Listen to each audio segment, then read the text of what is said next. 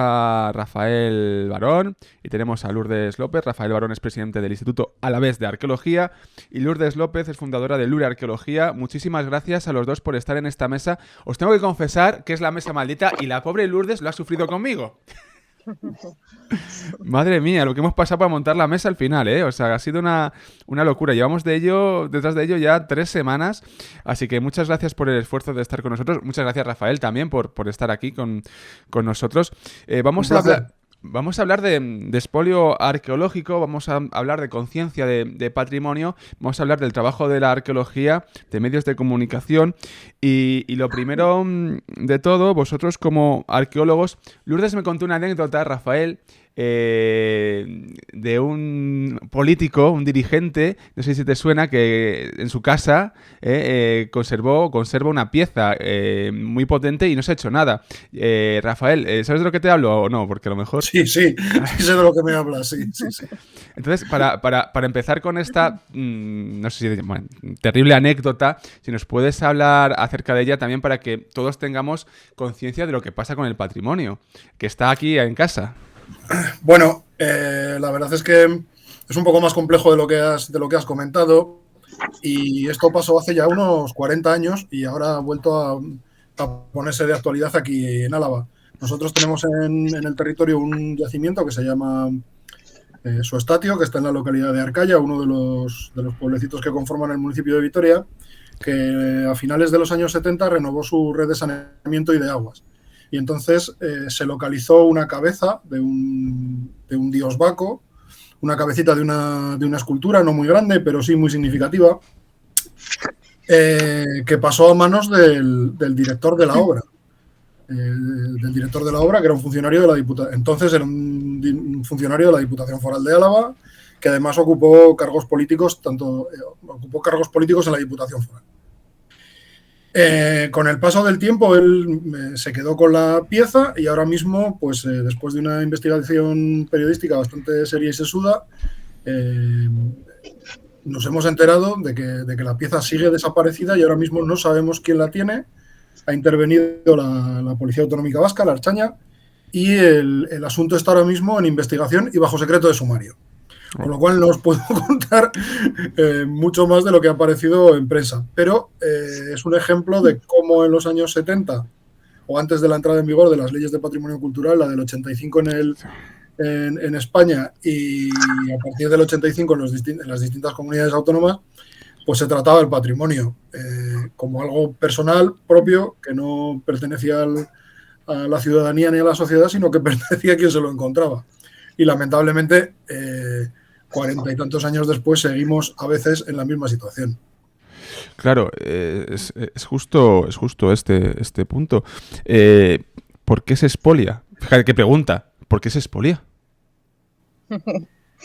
¿Por qué se expolia?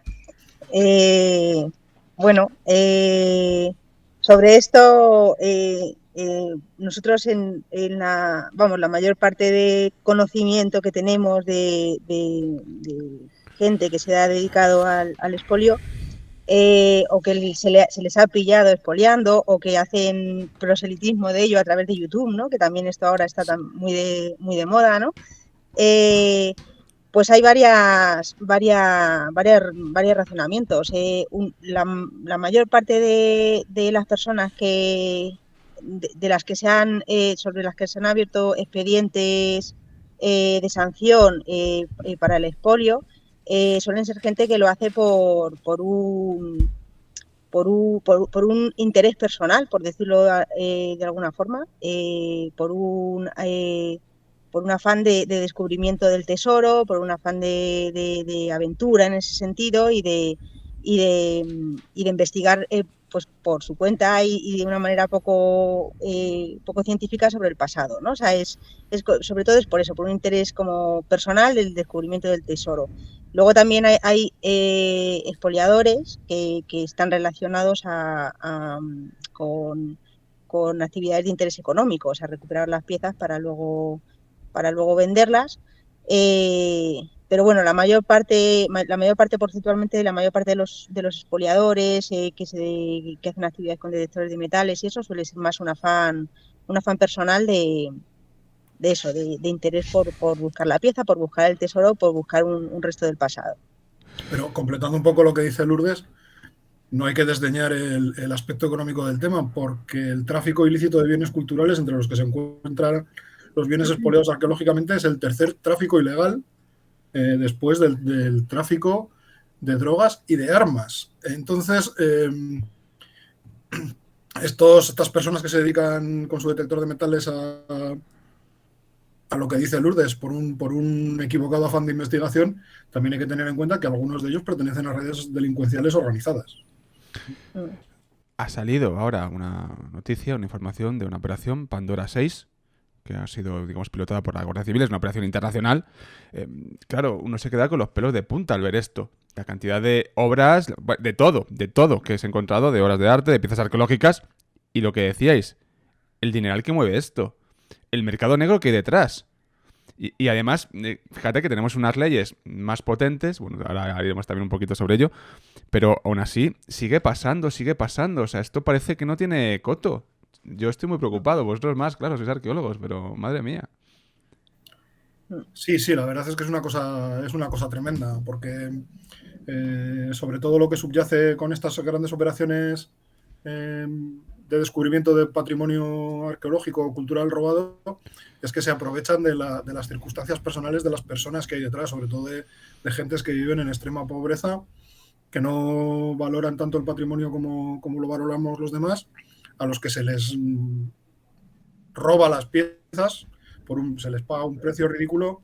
Yo recuerdo unas piezas en concreto procedentes de la India que se había pagado a los campesinos que las custodiaban en un templo, se les había pagado una cantidad miserable, pero estamos hablando del orden de 30, 50 dólares, y esas piezas estaban tasadas en subastas legales a las que se había falsificado toda la documentación, todo el recorrido de documentación en varios, o sea, había millones de dólares puestos en la subasta. Es decir, es un negocio muy, muy lucrativo para quien se atreve con él. Y efectivamente, las sanciones o la actividad penal y represiva nos parece que a veces es un poco escasa. En este punto también vemos el negocio, también hablabais de ese afán de la búsqueda del tesoro. ¿Qué responsabilidad tienen los medios de comunicación? Esto lo digo porque hemos visto algunos titulares que incluso con los piteros, ¿cómo se llama? Los que van detectando con el detector de metal, los piteros, pues son un poco ambiguos. Dan la sensación de que también son profesionales, que un pitero se encontró casualmente. Estoy hablando de memoria, pero que hay titulares que a mí me dejan también un poco perplejo, ¿no? Aquí, ¿qué está pasando con los medios de comunicación?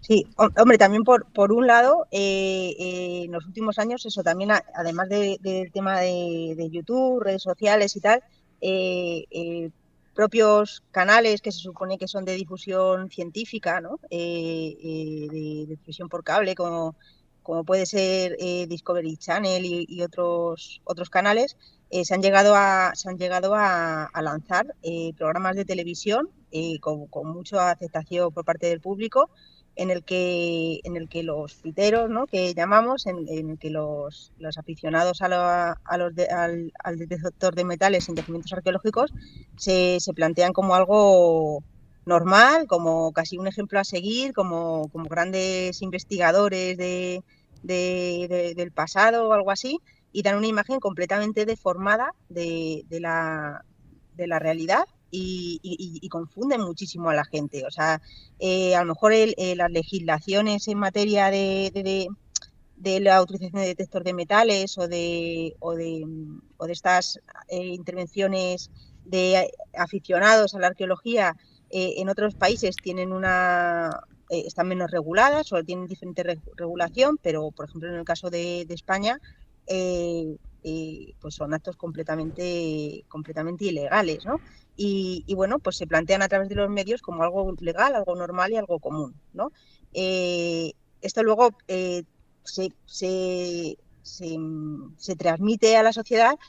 Yo personalmente, o sea, en el ámbito que trabajo, en el ámbito de obra, es muy común la típica conversación de, ¿eres arqueólogo? Pues yo mismo, o yo tengo un primo, o tengo un amigo, o tengo un hermano que los fines de semana se dedica a hacer esto. Y no existe esa conciencia de que me estén diciendo que están haciendo algo ilegal. Es como si fuera algo, pues, una actividad normal, ¿no? Una actividad que se puede compartir, que se puede decir. O sea, tú si hay una conciencia de que ese es algo ilegal, no se diría con tanta naturalidad, ¿no? O sea, tú no dices, no, pues es que yo me dedico a robar en la tienda de la esquina los fines de semana, ¿no? Pero en Sí, este caso sí pasa eso. y cuando les dices que tu obligación legal es denunciarlo ante la Guardia Civil o ante el cuerpo de seguridad más cercano, se te quedan mirando como extrañados y te dicen, no, hombre, yo te lo voy a seguir contando, ¿cómo me vas a denunciar? Pues claro, como si me estuvieses contando que roba en un banco. Exactamente el mismo tipo. Claro, aquí, en este punto, vemos una cuestión de conciencia. De la conciencia, que no se tiene conciencia sobre el patrimonio arqueológico. Vamos, que es que esto es así, porque si no, no haces esto. O sea, si no, no lo haces. O parte de las personas que lo hacen no lo harían. A lo mejor otras sí, porque hay un negocio y les da igual. ¿Cómo se puede educar en patrimonio? ¿Qué haríais? ¿Qué medidas tomaríais? Yo casi prefiero que conteste Lourdes porque suele ser más negociadora en este sentido. Yo, si contesto lo que realmente me pide el cuerpo, te cierran el canal.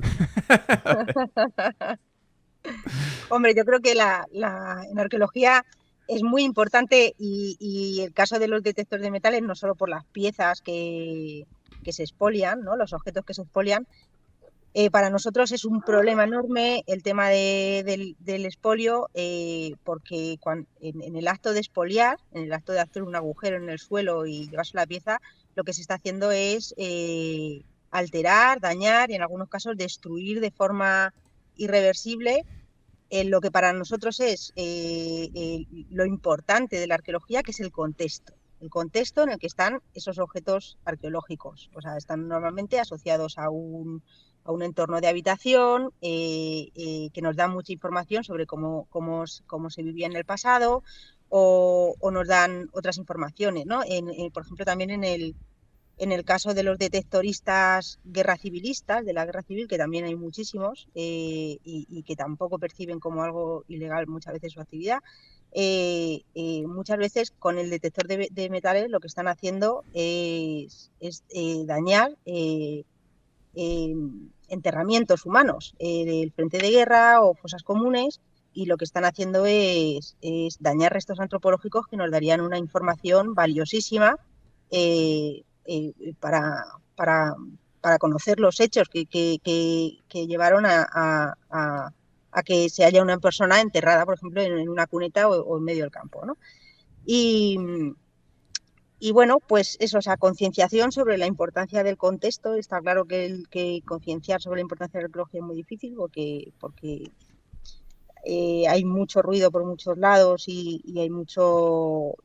Y es muy difícil llegar que el mensaje de los arqueólogos, ¿no? Que somos al final un colectivo minoritario, pues llegue a la sociedad. Y luego el tema de concienciar a los propios aficionados al detectorismo, ¿no?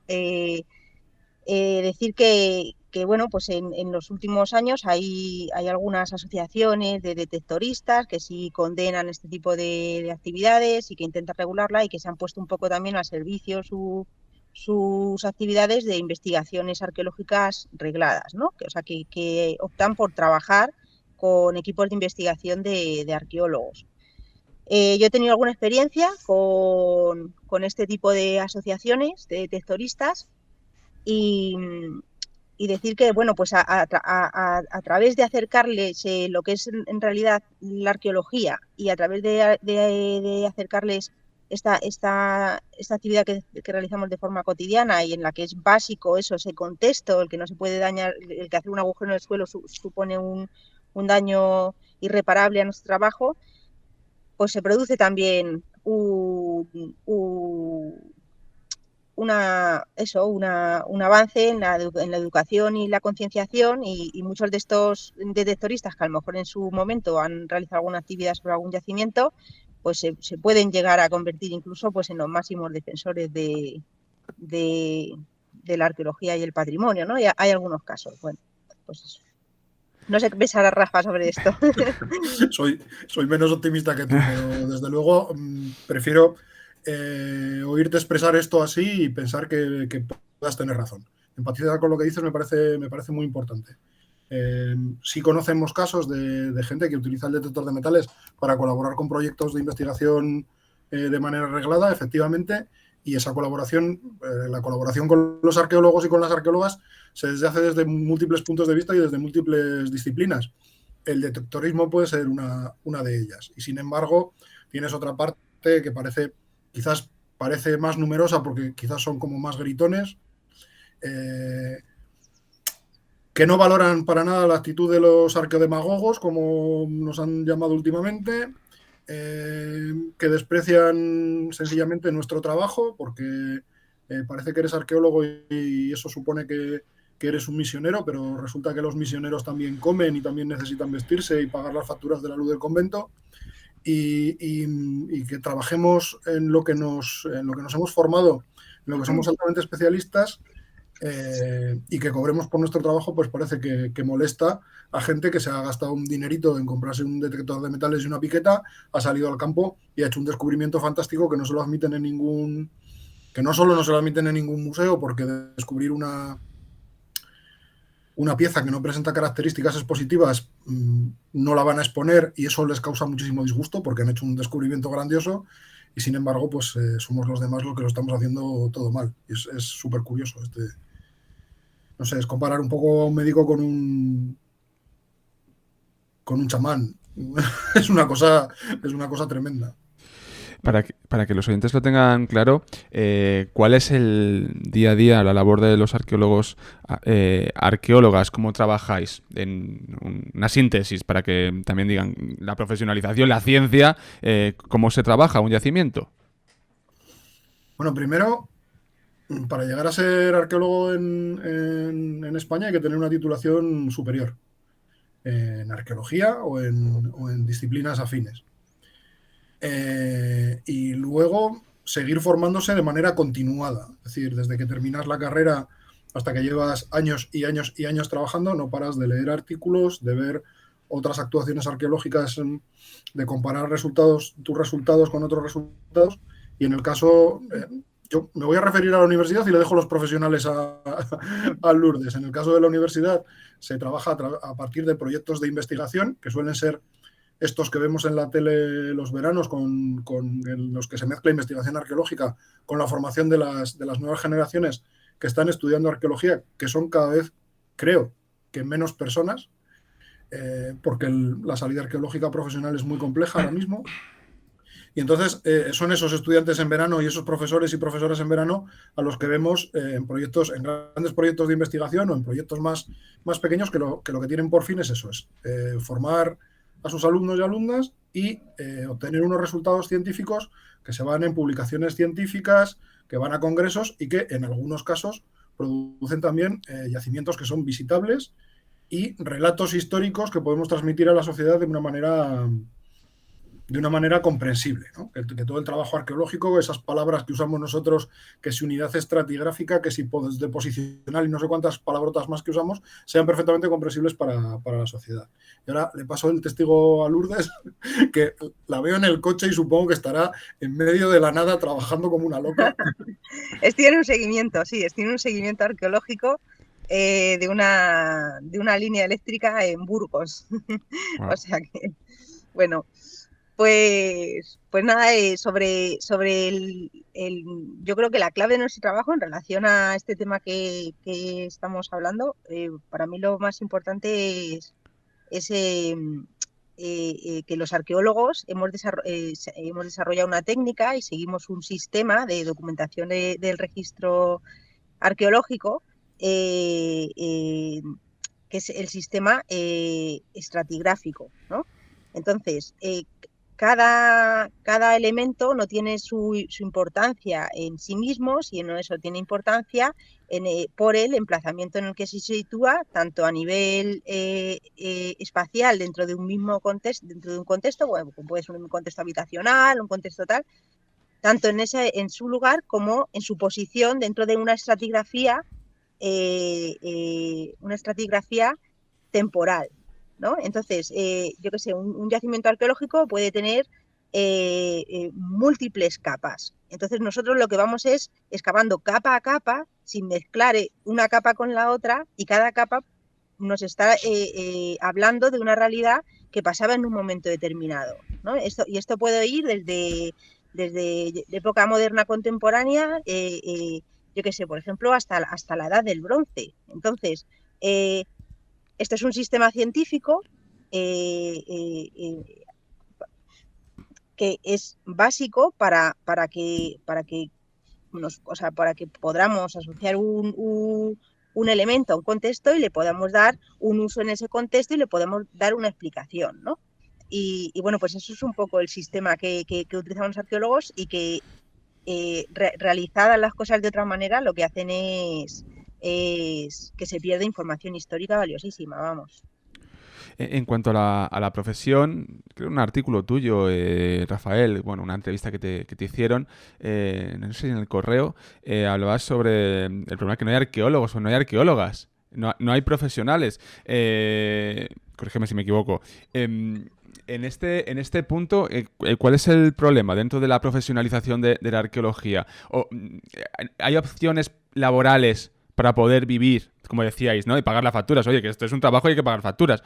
Hay opciones laborales, y si no, ¿qué se puede hacer? Aquí vemos dos casos muy interesantes, ¿no? Que es como Lourdes Arqueología, que es una empresa, ¿no? El Lourdes, que es una empresa privada, en este caso de arqueología, y luego en el caso de la universidad que nos contabas, Rafael. O sea, es perfecto, es perfecto. ¿Qué opciones profesionales hay en este caso? ¿Hay esperanza?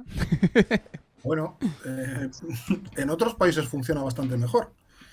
Aquí lo sorprendente es que tenemos un patrimonio inmenso, somos uno de los países europeos con más, y mundiales, con más patrimonio disponible, con más elementos, bienes de interés, bienes patrimonio de la humanidad. Sin embargo, la profesión es relativamente escasa, porque arqueólogos titulados que estemos ejerciendo, yo trabajaba en una empresa, ahora soy autónomo, somos unos 3.000, 3.500, no somos muchos más. Somos menos arqueólogos que detectoristas, por ejemplo. Entonces, la salida profesional es complicada, porque, o bien, como dices, Lourdes tiene su propia empresa, yo soy autónomo, muchas de las empresas en las que hemos colaborado, con las que colaboramos o con las que hemos trabajado, son más autoempleo que otra cosa. Es difícil entender por parte de la sociedad que efectivamente nosotros como profesionales tenemos un negocio y que el modelo de negocio no depende tanto de nosotros, sino como lo que nos impone, los mínimos que nos impone la administración. Y a veces esos mínimos son demasiado mínimos. Abusan bastante de lo que es un trabajo muy vocacional. Entonces, en otros países es inconcebible que no haya un sindicato de arqueólogos, aquí no lo hay. Que no se pueda desarrollar una carrera profesional con grados de salarios y de responsabilidades. Estoy pensando en los casos de Francia o de Inglaterra, en los que todo esto está bastante más arreglado porque sus correspondientes estados les exigen unas documentaciones bastante más intensas que las que se exigen aquí. Entonces, ¿hay futuro? Sí, pero yo ahora mismo ya tengo 50 años, me cuesta encontrar gente joven que mirándonos en lo que estamos haciendo Lourdes y yo y otros compañeros de generación, que somos los que hemos vivido el boom de la arqueología, voy a decir comercial o empresarial en España, que nos miran y dicen, lo vuestro es muy complicado, es muy cansado, es muy estresante, tienes muchas presiones y la verdad es que hay pocas ganas de hacer lo que hacemos diariamente nosotros, que es demasiada pelea, o es mucha pelea, igual que probablemente en el resto de las profesiones hechas por profesionales libres, ¿no? Pero la nuestra tiene lo suyo. Lourdes está hoy en medio de la provincia de Burgos, no sé qué tiempo tendrás, pero yo no estoy tan lejos de ti y hace un día como para quedarse en casa, no estar expuesto a las inclemencias meteorológicas y no estar pensando que si pongo en el informe todo lo que estoy viendo, que es lo que voy a hacer además, pues probablemente no puedan poner los postes donde yo quería. La piscina que se iba a construir Javier en su espectacular mansión, que la tiene cerca de un yacimiento arqueológico, pues no la puedes poner y te tengo que dar ese disgusto, ¿no? O sea, el trabajo es muy duro, el postrabajo sigue siendo igual de duro y las inversiones que se realizan en patrimonio pues son relativamente escasas. Lourdes, no sé si quieres añadir algo más.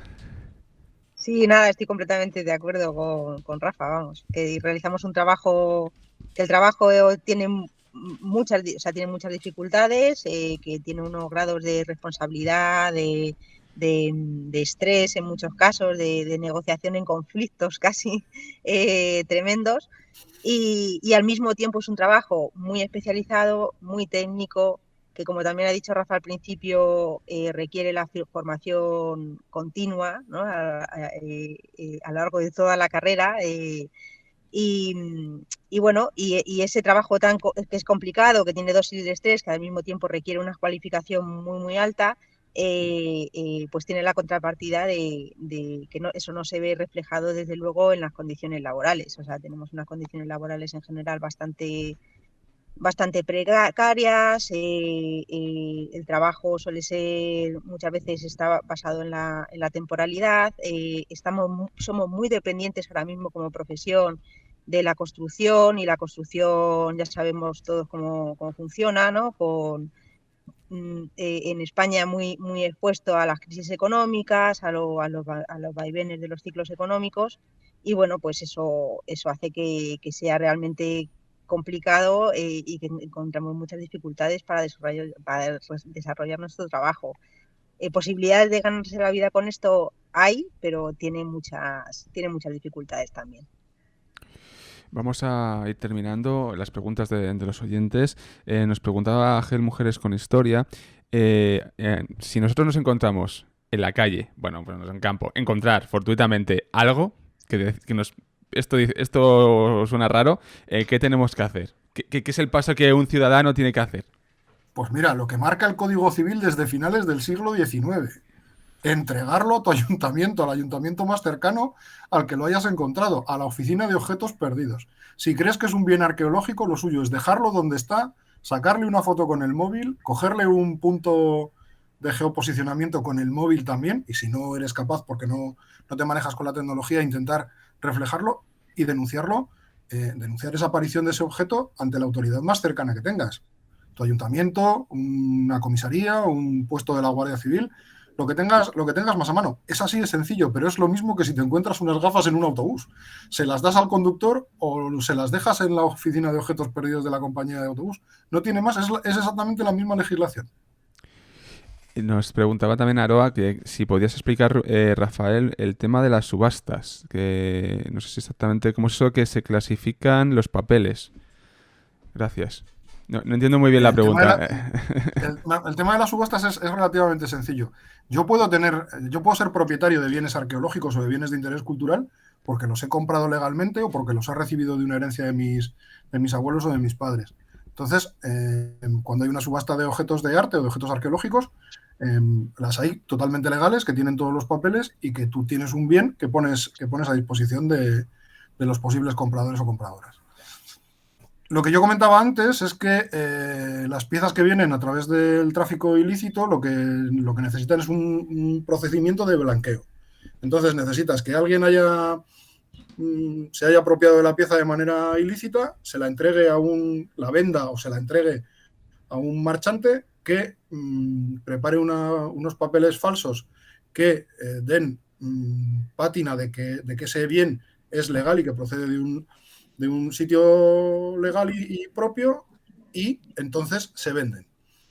Y son compradas de buena fe o no por parte de compradores. Y te puedes encontrar con compradores que han comprado de buena fe, que son museos, coleccionistas privados o cualquier otro tipo de persona o institución. Espero que se refiriese. Sí, se refería a eso.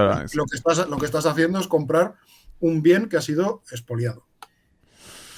Bueno, muchísimas gracias a los dos por estar aquí. Yo creo que hemos abordado todos los temas, más o menos. De verdad, esta media horita de café de la lluvia. Mucho ánimo en la profesión y ya iremos hablando sobre más cuestiones. Cuidaos mucho. Muchísimas gracias. Un abrazo a los dos. Venga, muchas gracias, un abrazo. Gracias. Adiós, Hasta adiós, luego. adiós, adiós.